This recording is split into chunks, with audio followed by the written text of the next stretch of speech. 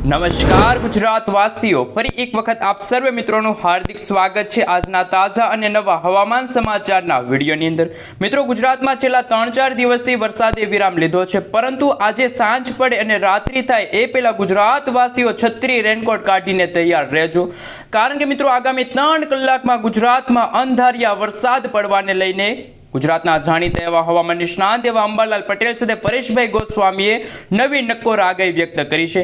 ખાસ કરીને મિત્રો અત્યારે એક વરસાદી સિસ્ટમ કે જે અત્યારે ખૂંખાર વાવાઝોડાવાળી વરસાદી સિસ્ટમ દક્ષિણ ભારતના ભાગોથી આગળ વધીને અત્યારે ભારતના પશ્ચિમ ભારત અને ઉત્તર ભારતના ભાગો તરફ આગળ વધતા અત્યારે ગુજરાતના દરિયાઈ કાંઠાના ભાગોની અંદર 30 થી લઈને 40 કિલોમીટર પ્રતિ કલાકની ઝડપે તોફાની પવનો ફૂંકાઈ રહ્યા છે। આગામી 3 દિવસ સુધી માછીમારોને દરિયો ન ખેડવા માટે હવામાન વિભાગે સૂચના આપી છે। તો બીજી તરફ અત્યારે એક વરસાદી સાયક્લોનિક સર્ક્યુલેશન વાળી વરસાદી સિસ્ટમ કે જે અત્યારે ભારતના પૂર્વ ભારત અને ઉત્તર ભારતના ભાગોમાં અને પહાડી વિસ્તારોની અંદર આ વરસાદી સિસ્ટમ સતત સક્રિય થતી જોવા મળી છે। જે રીતે મિત્રો આ જે પહેલી વરસાદી સિસ્ટમ છે મધ્ય ભારતવાળી એ જો આગળ વધશે તો ગુજરાતના રીજનના ભાગોમાં આગામી દિવસોમાં જેમાં તહેવારોને લઈને રક્ષાબંધન અને જન્માષ્ટમીના તહેવારોમાં ગુજરાતમાં ધોધમાર વરસાદનો નવો રાઉન્ડ ભૂક્કા બોલાવશે। જ્યાં દર્શક મિત્રો અત્યારે ગુજરાતના જાણીશું કે કયા કયા ભાગોની અંદર અત્યારે આગામી કલાકોમાં ભારેથી ભારે વરસાદની રહેલી છે આગાહી। ગુજરાતમાં હવે વરસાદનો નવો રાઉન્ડ શરૂ થશે તો ગુજરાતમાં જે રીતે જૂન અને જુલાઈ મહિનામાં જે રીતે વરસાદ વરસ્યો એમની કરતાં પણ ભારેથી ભારે વરસાદ ગુજરાતમાં જોવા મળશે। ગુજરાતમાં વીજળીના કડાકા ભડાકા થંડરસ્ટોર્મ એક્ટિવિટીના ભાગરૂપે ભારેથી ભારે વરસાદની આગાહી સામે આવી છે। હવામાન નિષ્ણાંત એવા અંબાલાલ પટેલની આગાહી અનુસાર ગુજરાતમાં નદીઓમાં પૂરની સ્થિતિનું નિર્માણ થશે। આ સાથે ખાસ કરી મિત્રો હવે પછી જે રીતે ગુજરાતમાં સૌથી ઓછો વરસાદ સૌરાષ્ટ્ર અને કચ્છ લાગુના વિસ્તારમાં નોંધાણો છે તો બંગાળની ખાડીમાં બની રહેલું વાવાઝોડું આગામી દિવસોમાં ગુજરાત નજીક આવશે તો ખાસ કે મિત્રો 15 તારીખ સુધી ગુજરાતમાં માત્ર વરસાદી ઝાપટા જોવા મળશે। 17 તારીખના રોજ બંગાળની ખાડી અને અરબ સાગરના દરિયાની અંદર આમ એક સાથે 2 વાવાઝોડા સક્રિય થતા ગુજરાતમાં આ ઓગસ્ટ મહિનાના અંતિમ દિવસોની અંદર અને સપ્ટેમ્બર મહિનાના પ્રથમ સપ્તાહમાં ગુજરાતમાં ભારે મેઘ ખાંગા થશે। ગુજરાતમાં મેઘ તાંડવની શરૂઆત થશે। જળબંબાકાર જેવી પરિસ્થિતિનું ગુજરાતમાં નિર્માણ થશે। હાલ મિત્રો જે રીતે નક્ષત્ર ચાલી રહ્યું છે આશ્લેષા નક્ષત્ર અત્યારે ગુજરાતમાં ચાલી રહ્યું છે અને 17 તારીખના રોજ ગુજરાતમાં મઘા નક્ષત્રની શરૂઆત થશે અને મઘા નક્ષત્રની શરૂઆત સાથે ગુજરાતમાં ફરી એકવાર ગુજરાત ડૂબતું હશે, નદી નાળાઓ છલકાશે, રોડ રસ્તા ઉપર પાણીના ગરકાવ થશે અને મિત્રો ખાસ કરીને તાપી નર્મદા નદીના જળસ્તરમાં પણ વધારો થશે। હાલ મિત્રો ગુજરાતમાં ગરમી ઉકળાટ અને ખાસ કરીને બફારાનું પ્રમાણ વધ્યું છે, પરંતુ આવનારી 3 કલાક દરમિયાન ગુજરાતમાં ભારે પવનો ફૂંકાશે। વીજળીના કડાકા ભડાકા સાથે કાળા ડિબાંગ વાદળોની વચ્ચે મેઘરાજા આજે ગુજરાતમાં મન મૂકીને વરસવાના છે।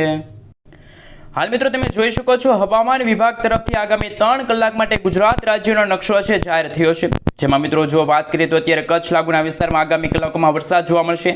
આ સાથે ઉત્તર ગુજરાતના બનાસકાંઠા, સાબરકાંઠા, અરવલ્લી, મહીસાગર, દાહોદ લાગુના વિસ્તારની સાથે સાથે અમદાવાદ અને ગાંધીનગર લાગુના વિસ્તારમાં આગામી 3 કલાક દરમિયાન 1 થી લઈને 3 ઇંચ સુધીના વરસાદ છે જોવા મળશે। આ સાથે મધ્ય ભારતના ભાગોની સાથે મધ્ય ગુજરાતના ભાગોમાં પણ અત્યારે વરાપનો માહોલ જોવા મળ્યો છે। આ સાથે પશ્ચિમ ગુજરાતના ભાગોની સાથે સૌરાષ્ટ્રના અમરેલી આ સાથે ગીર સોમનાથ લાગુના વિસ્તારમાં પણ આગામી દિવસો માટે વરાપનો માહોલ જોવા મળશે, પરંતુ દક્ષિણ ગુજરાતના સાથે 7 જિલ્લાઓની અંદર આગામી કલાકોમાં ભારે પવનો ફૂંકાશે।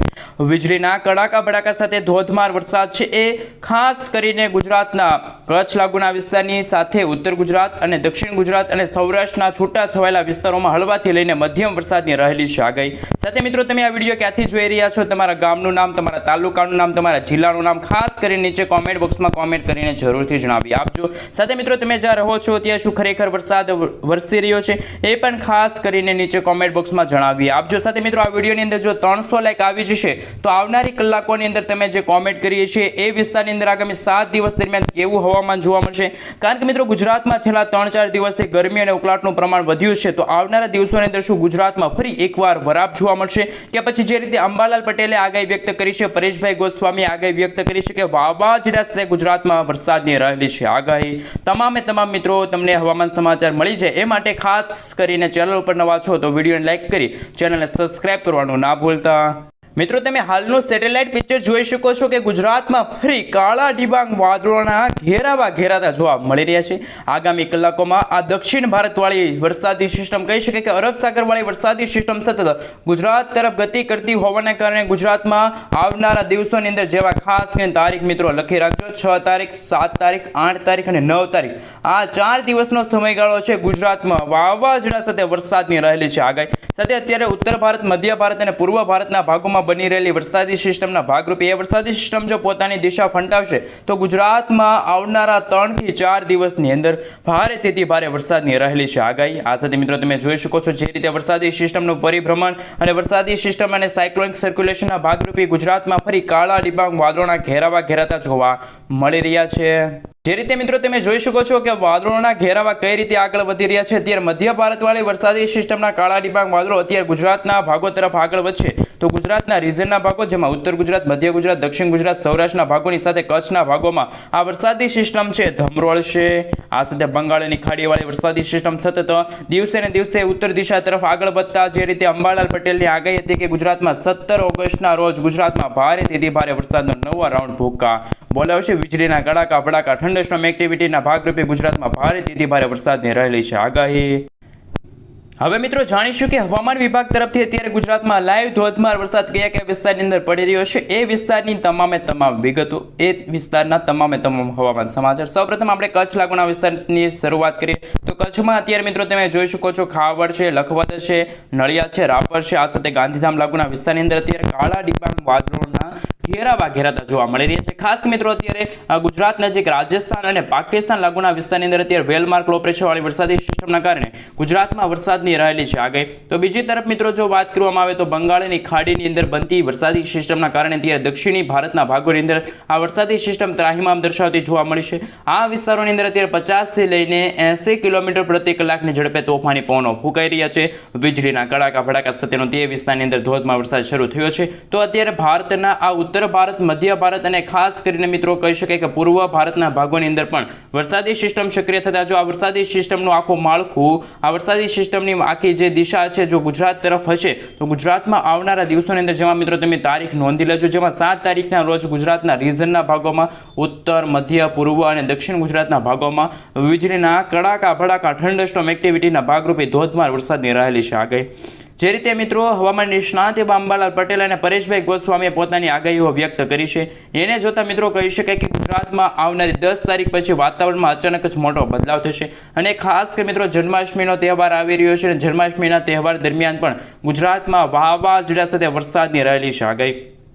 ખાસ કે મિત્રો તમે જોઈ શકો છો 14 તારીખના રોજ આ બંગાળની ખાડીની અંદર નવી લો પ્રેશરવાળી વરસાદી સિસ્ટમ બનશે અને જો મિત્રો આ વરસાદી સિસ્ટમ લો પ્રેશરમાંથી વેલમાર્ક લો પ્રેશરના એરિયામાં કન્વર્ટ થશે તો ગુજરાતમાં ફરી જુલાઈ, ખાસ મિત્રો ઓગસ્ટ મહિનાના અંતિમ દિવસોની અંદર અને સપ્ટેમ્બર મહિનાના પ્રથમ સપ્તાહમાં વાવાઝોડા સાથે વરસાદ છે ભૂકા બોલાવશે. આ સાથે મિત્રો જે તમે રીતે જોઈ શકો છો રેન અને ઠંડર એટલે કે મિત્રો વરસાદ અને વીજળીના કડાકા ભડાકા વિશે વાત કરીએ તો અત્યારે ગુજરાતના કયા ભાગોની અંદર વરસાદ છે શરૂ છે અને કયા વિસ્તારની અંદર અત્યારે વરાપનો માહોલ જોવા મળી રહ્યો છે. તો મિત્રો આજે સાંજે અને રાત્રિના સમયગાળા દરમિયાન કહી શકાય કે વરસાદી ઝાપટા આજે ભાવનગરમાં જોવા મળશે. આ સાથે ભાવનગરના સોનગઢ છે, પાલિતાણા છે, ખરસલિયા છે, તળાજા લાગુના વિસ્તારની સાથે મહુવા છે, ગ્રામીણ પંથકો છે, રાજુલા છે, કોંડલા છે, તુલસીશામ છે, ધારી છે, બગસરા છે, અમરેલી છે. આ સાથે મિત્રો જો વાત કરવામાં આવે તો બોટાદ છે, ગીર ગઢડા લાગુના વિસ્તારની સાથે જસદન છે, બોટાદની આજુબાજુ છે. મિત્રો તમે જોઈ શકો છો એ રીતે વિસ્તારોની અંદર પણ હવે પછીની કલાકોમાં હળવા તો અમુક ભાગોમાં ભારે પવનો છે ફૂંકાશે. ભારે પવનોની વચ્ચે ગુજરાતમાં આજે છે એ મિત્રો મધ્યમ વરસાદની સંભાવના જોવા મળી છે.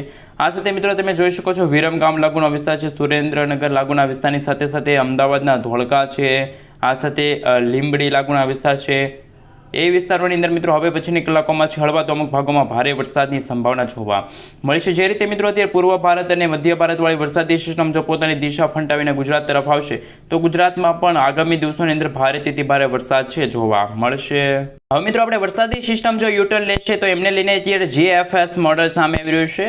એમના વિશે વાત કરીએ તો વરસાદી સિસ્ટમ એક અહીંયા છે અને બીજી અત્યારે બંગાળની ખાડીમાં. આ બંગાળની ખાડીવાળી વરસાદી સિસ્ટમ જો આગળ વધે તો ગુજરાતના સૌરાષ્ટ્રને અસર કરે છે.